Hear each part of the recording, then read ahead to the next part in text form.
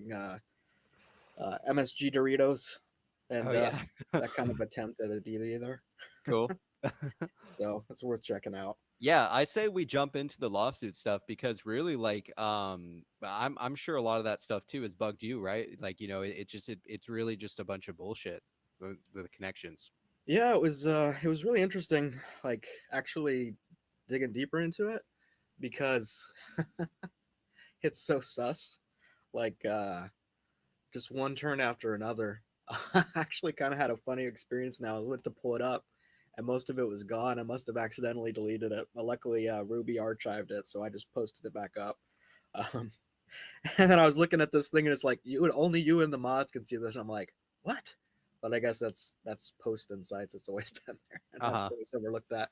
Right. Anyway, so yeah, so with a lawsuit, I don't even know where to begin, but we could start with the lawyer initially. A guy filed the case to represent himself and Hmm. possibly his wife, and he was told like, yeah, that's probably not going to work. Well, one of the reasons that wouldn't work, besides like it's just weird to represent yourself, is like the guy doesn't even have a law degree in the states he supposedly represents people in. Oh wow. I checked the bar in Virginia, DC, and all these places he's supposed to represent. I can't find him. I can't find him by, and he goes by a couple names, like his first name sometimes, middle names other times, Uh huh. and then the case gets passed along to like multiple different people, and then a new lead plaintiff comes aboard because C was gonna be like the lead plaintiff, and this guy's like, no, I should be the lead plaintiff. I lost tons of money in it. Um, and by the way, the lawsuit actually uh, is filed on the behalf of people that lost money on puts as well. So you'd think it Okay. would just be people that bought shares and went long, right? No, Right. it includes people that bought puts. And initially, Wow. the lawsuit actually started back from March, Uh huh. and then they amended it and they went it to August. So why would it go all the way back to March, right? Right. So like his Yeah. involvement period before the stock even moved, it didn't even move until Freeman got in and like T13 later, which also was coupled with early July, like T13 event possibly. Well, there was a big FCD spike on like July 12th, but I, it's possible that maybe like some overseas, um, what is it? Not mortgages, but overseas ETFs, mutual funds.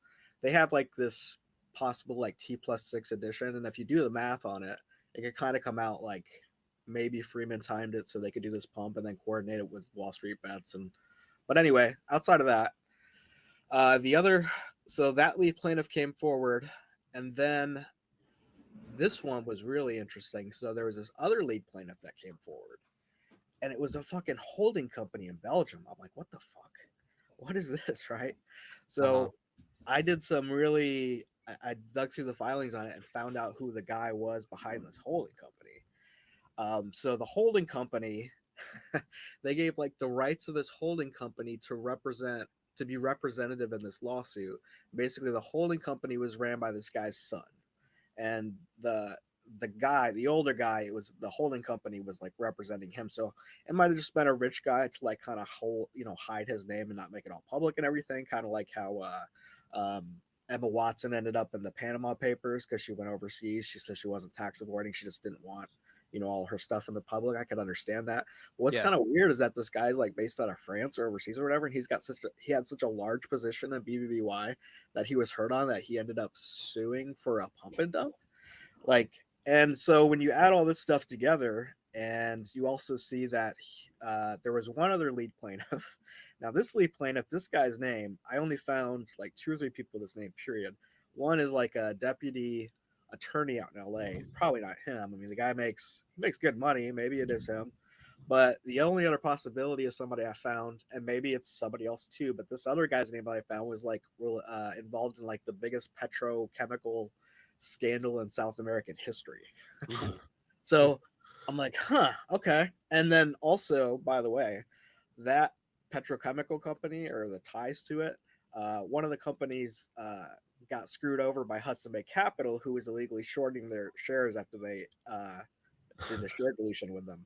So that's in the Hudson Bay piece where I basically say Hudson Bay Capital is not involved in this in any Yeah, way. it's a bunch of fucking bullshit, is what it is. It's laughable, man. This Uh, Hudson and shit. and I like Edwin SC. Like we have a Hmm. lot in common. We have a lot of the G America theories in common. For some reason, he's latched onto the Hudson Bay Capital thing. He's Right. cool. Outside of that, but I just don't see it at all. Yeah. And you can read my post to see why. There's no reason for them to go through with those guys. They already Hmm. got B Riley handling being the interim, and to deal with a bunch of snakes like that when you don't need to. It's just like that place is just crawling. Like I did background searches on 3 out of 9 people that worked there, and all of them were dirty. I didn't even look at the other 6. But like one guy used to like run with Citadel for like 6 years before he went over, and that's after that he basically like was telling people, yeah, our company's fine, as they like lost like losing millions of dollars a day in a bad gas trade that ended up making them go under. But Hmm. anyway, so the other, so those are the 3 lead plaintiffs. Mystery lawyer guy who doesn't seem to have any licenses anywhere, try to represent himself. Hmm. A guy hiding behind a holding company in Belgium who lives in France. Who he actually has like an office store, like a big Hmm. office store chain that also just opened up in Ireland. I'm Yeah. not going to fully dox the guy or whatever. Like you could I hope I not. mean, I don't think it'll do anything to like Right. uncover who it is. So Sure. whatever. If he's just a rich guy that just made like a really bad play, like he's like, oh, Ryan Cohen's involved, I'm in. I Yeah. don't know. Yeah. And he got really pissed off. But then the yeah, and then the fucking mystery guy who's either one of these 2 people or somebody else with the same name that's like not traceable online. Right. Yeah. So pretty shady, man. Yeah. Anyway, that's kind of like the lawsuit in a nutshell. And then more recently, one of Cohen's attorneys actually left the case, probably because he has better things to do, like Yeah. finish this merger Hmm. with GameStop. So Hmm. anyway, So I want your opinion